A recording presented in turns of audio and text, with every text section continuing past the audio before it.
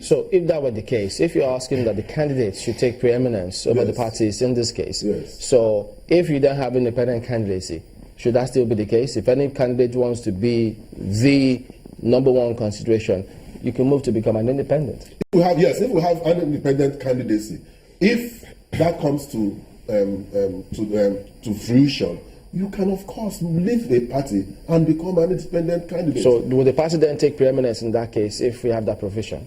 You see, what I'm not saying that the party should not take preeminence.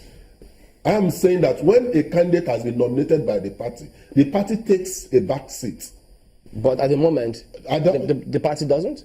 The point of election is the candidate. The attention is on the candidates. Let's look out to other jurisdictions. The focus of, for example, in the United States, the focus of most of the votes in the United States was either Hillary Clinton or Donald Trump.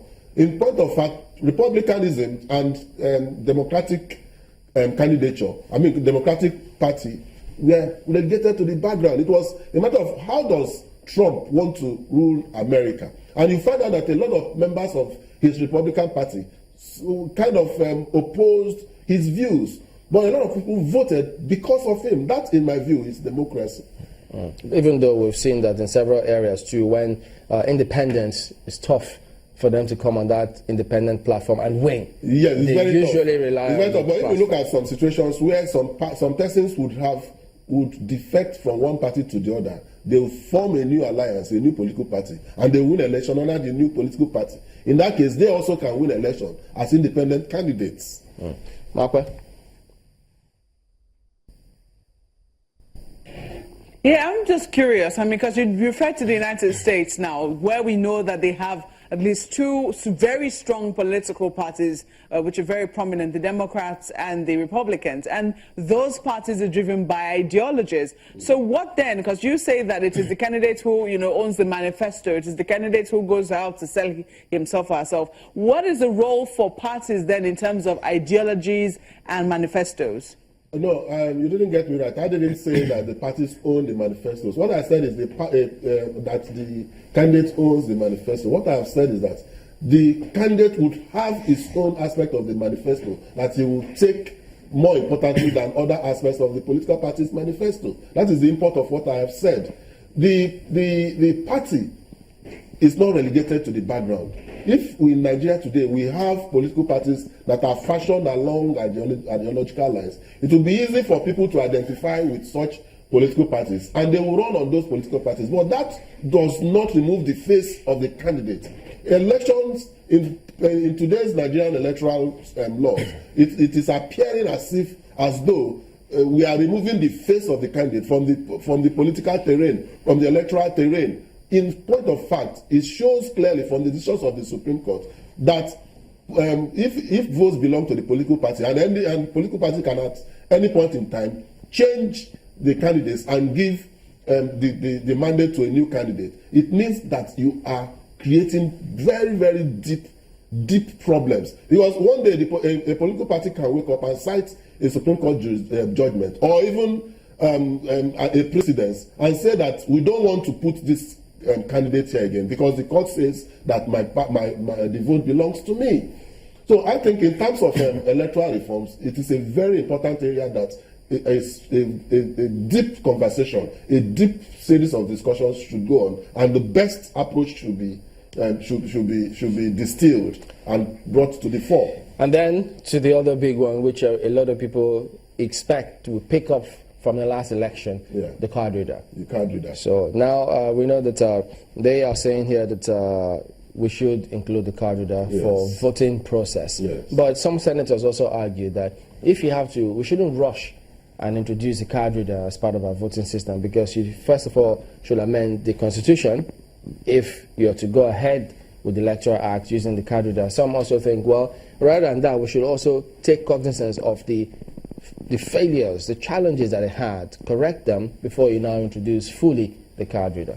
You see, if we agree that the card reader is a good project to help our electoral process, it is just absolutely necessary that it become part of our laws. As it is today, card readers are not part of our laws. What dictates a person's right to vote is the voters register, section 49 of the Electoral Act. So if you have to import the card reader, if you have to use the card reader as an instrument of deciding whether someone can vote or not, you are going against the very intendment of the Constitution. So the card reader, making it a part of our law, as the Senate is presently doing, is absolutely brilliant. That is what they ought to have done. But I think they ought to have also gone a step further in looking at the collation process, in looking at an electronic system of collation. Because today, it is clumsy. The collation system is clumsy. We find the process of collation very, very clumsy. I think that the attempt by the Senate to amend the Electoral Act to include the card reader should continue to be supported. It is a good step in the right direction. However, we have learned that most times incident forms come in tens. In other words, if there are more than 10 people whose identities were faulty or defective during use of card reader, they will not be allowed to vote. Only 10 people will be allowed to vote. That is disenfranchisement. That is wrong. What do we do about, because from the last elections, even up to today, when politicians get to certain places, they always ask, where's the result sheet? Yes. What do we do about some of those to ensure that even if they get one of those items, they know that several other people have it, and so no one holding any document claim monopoly? I think we just use electronic system to clean out the system. That's where I was hoping that we will get to now. Yes. Because if we're talking about this reforms, yes, doesn't it amaze you that we still haven't seen anyone raise, I am surprised. a motion for us to test the electronic system? I am surprised. We in the NBA, just a few months back, we voted. The present NBA president, we voted for their election from our own comfort zones. I voted from my bed. I was on my bed when I voted. So there's nothing stopping INEC. That's real secret voting. That's pure secret voting. I just tap on, click on something, and my vote is recorded. And I will have a report that my vote has been recorded. And if you check the voting pattern, you will see that if it was 2000 previously and you voted, it would become 2001. So it's a clearly better system. Because if you look at it, owing to election disputes we have recorded in the country, you look at cases like Ondo, Edo, Anambra, Ekiti, and a couple of others. Yes. We have just naturally, so to speak, plunged ourselves into a nation that will be having some kind of staggered election. So it gives us room to test some of these things. Absolutely. For instance, if this is amended, perhaps they could use a council election or even the Anambra election. Abuja elections or to test run it. And I also criticize the sudden use of card reader for the presidential election. It causes a whole lot of problems. Up until today, the card reader is still having issues. It is a work in progress.